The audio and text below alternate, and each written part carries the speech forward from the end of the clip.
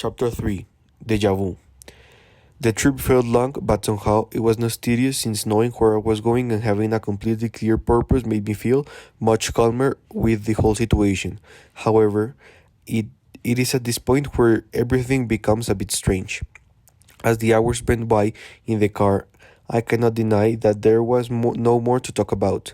It was a bit strange to travel 3 hours in absolute silence, in addition to the music that we played for time to time, or rather, the music that the hobby allowed me to put from time to time. With the passing of the hours, he was becoming somehow possessive about me and my actions. For example, it bothered him a lot that I decided to lower the window. He scolded and told me that while he was driving, the things were done as he imputed. I already saw it a little strange, and in my head I began to tie up loose ends of everything that I had been able to see and hear over the days. First, the dirty clothes and his neglected appearance, forming an appearance that practically left him unrecognizable. A house on the outskirts of a half hidden city that was also in terrible conditions and poorly maintained on the inside. Divorce papers only signed by his wife, and now a somewhat strange attitude towards me. I already began to give much importance to all this. However, I did not want to open my mouth and screw it up, knowing that I was so close to being able to start with my second breath in life. I did not take much longer to reach the destination. Honestly, if you ask me, now I could tell you where I had arrived at that moment. However, I had never been to Portugal before, so it was not very strange not to recognize anything of what I saw around. I have I have to stay I have to say that in truth everything was much more remote and ugly than I imagined. It was all a little bit strange, a quite remote town, and you could say forgotten by the world. We arrived at a house where we were greeted by a woman who spoke to Jorge in a language that I am completely sure was not Portuguese. This of course caught my attention immediately. A ghost and remote town in Portugal where Portuguese is not spoken? Something was not quite right in this situation, I remember thinking. As soon as I entered the house, the first thing I did was ask Jorge politely what was happening, why he had taken me to this place where also people did not speak the language of the supposed country where were we? Without any kind of nervousness, Jorge answered that we were there since, as he promised, we were going to be with some native Indians who will help us both, and there I really wanted to see them. That is where I will sleep. In terms of language, he answered that it was Portuguese. The first thing, I might believe it, but as for the language, despite not being an expert in languages, I swear that he was lying to me. The days passed and the situation became increasingly strange for me. Jorge lived every morning and returned late at night without even saying anything. From time to time, he would bring food for both of us. But in the same way, he would ask me not to leave the house at any moment. And I did this for so many days until I get tired of all of that and decided to take action. The night before, I could hardly sleep for a minute thinking about what I could do to find out what was happening. So I decided to put together a plan to be able to follow Jorge and find out the background of this whole situation. The plan consisted on waiting for Jorge to go out like every morning. He had a fairly clear routine that made everything easier for me. He got up almost around 6 a.m., drank a glass of water, took a bath, and without having breakfast, he brushed his teeth. He changed, and without any explanation, he left. So all I had to do was to wait about 30 seconds after he left to be able to stand up and go once and for all to know the whole truth. The next day, as you know, almost without sleeping, I waited for everything to be done as every day. Fortunately, and I was able to leave the house. As very careful and avoiding Jorge to see me, I began to follow him little by little. Almost after 5 minutes walking, I saw him entering a house with two quite particular men, where two quite particular men received him.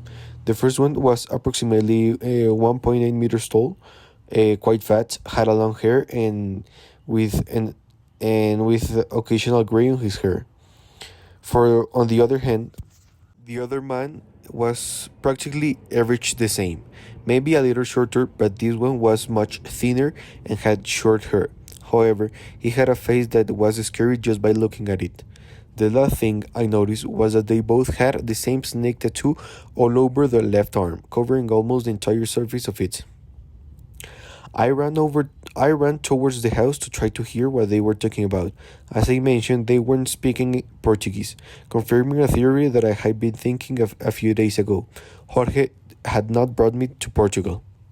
In reality, I do not understand practically anything of everything that they were talking about.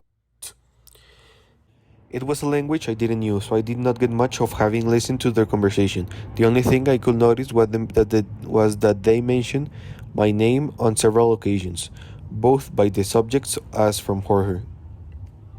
This made me quite cool. Many questions began to rise in my head. Why are these men talking about me? Why do Jorge keep me locked up all day? What is it Jorge doesn't want me to know? Is something going to happen to me? Are they going to do something to me and I won't be able to talk to my daughters again? There were thousands of questions that were coming to my head at that moment, and the third thing that occurred to me was to run back to the house and there to think about everything more calm. From my point of view, everything was already worrying. I began to join strings and came to my own conclusion that they want to kidnap me, to kidnap me. I don't know if for money, out of necessity, to pay off a debt for the past problems, for extortion. There were many the possibilities that came to my mind. So without thinking twice, I started my car and left there and drove without looking back for almost 5 hours. I didn't even know where I was going. I must remember that I thought we were in Portugal, but I clearly realized that we were not there. After almost 2 more hours of driving, I came across a guy from a restaurant, and the first thing I asked upon entering was, "Where were we?" The young man, that was quite tall and friendly, answered me in Spanish, fortunately. "We were in Andorra, a small country between Spain and France.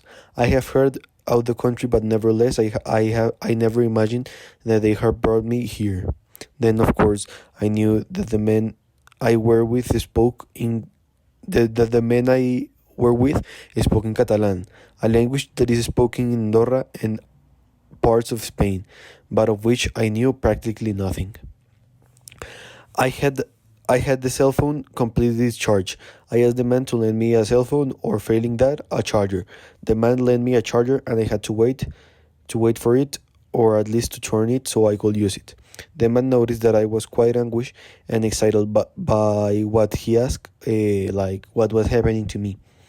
I explained the whole situation to him, and he was very astonished by what he gave me something to drink and eat while I was waiting for the cell phone.